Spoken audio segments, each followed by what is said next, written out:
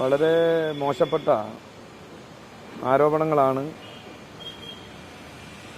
ജില്ലാ സെക്രട്ടറി എന്ന നിലയ്ക്ക് എനിക്കെതിരായി ശശി ഉയർത്തിയിട്ടുള്ളത്. അതുകൊണ്ട് തന്നെ നിയമ നടപടിക്ക് പോവുക എന്നുള്ളതാണ് ആലോചിക്കുന്നത്. അത് പാർട്ടി നേതൃത്വവുമായിട്ട് ആലോചിച്ച്,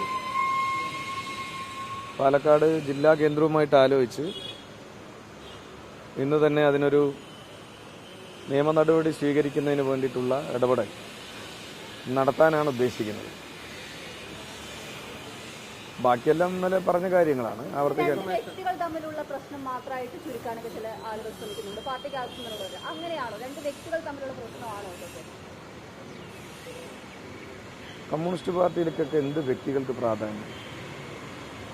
കമ്മ്യൂണിസ്റ്റ് പാർട്ടിയിൽ പ്രത്യേകിച്ച് CPM-നകത്ത് വ്യക്തികൾക്കൊരു പ്രാധാന്യമില്ല. പാർട്ടി എടുക്കുന്ന നിലപാടുകൾ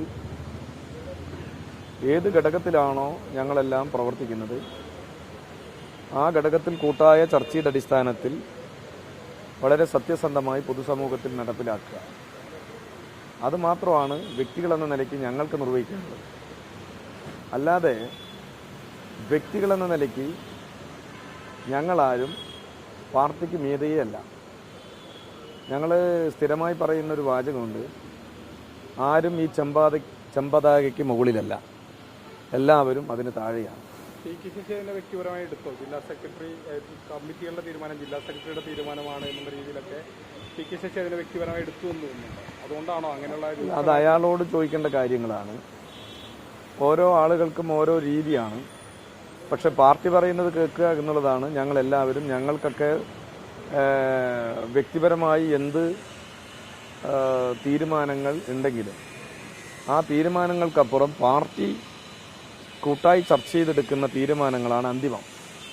ആ തീരുമാനത്തിൽ നിന്ന് വ്യതിചലിക്കാൻ ഒരു പാർട്ടി മെമ്പർക്കും അവകാശമില്ല. വിവിധ ഘടകങ്ങൾക്ക് നേതൃത്വം കൊടുക്കുന്ന ഉത്തരവാദപ്പെട്ട നേതാക്കളായിട്ടുള്ള ആളുകൾക്കും ഞാൻ ഉൾപ്പെടെയുള്ളവർക്ക് അതിന് അവകാശം. അങ്ങനെയൊന്നും തോന്നിയിട്ടില്ല. നമ്മൾ ഈ പുറത്താക്കൽ എന്ന് പറയുന്നത് CPM-നകത്ത് അവസാനത്തെ നടപടിയാണ്.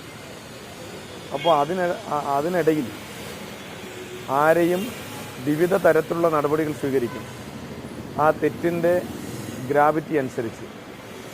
അപ്പോൾ അങ്ങനെ ചില സമയത്ത് ശാസനം കൊടുക്കും, ചിലവിടെ താക്കീത് കൊടുക്കും, പിന്നീട് ചിലപ്പോൾ സസ്പെൻഷനിലാക്കും. ഏറ്റവും അവസാനത്തെ നടപടിയാണ് പുറത്താക്കൽ.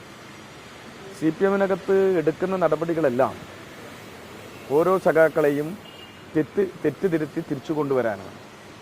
കുറച്ചുകൂടി തിളക്കമാർന്ന വ്യക്തിജീവിതവും പൊതുജീവിതവും പൊതുസമൂഹത്തിൽ ഉയർത്തിപ്പിടിക്കാനാണ് ഈ തിരുത്തലുകൾക്കെല്ലാം ഓരോ ഘട്ടത്തിലും വിധേയമാകുന്നത്. അത് കുറ്റങ്ങളും കുറവുകളെല്ലാം എല്ലാവർക്കും ഉണ്ടാവും. നിസ്സാര ആരോപണങ്ങളല്ല. ഒരു ജില്ലാ സെക്രട്ടറിയാണ് സ്പിരിറ്റ് കച്ചവടക്കാരൻ എന്ന് പറയുന്നത്.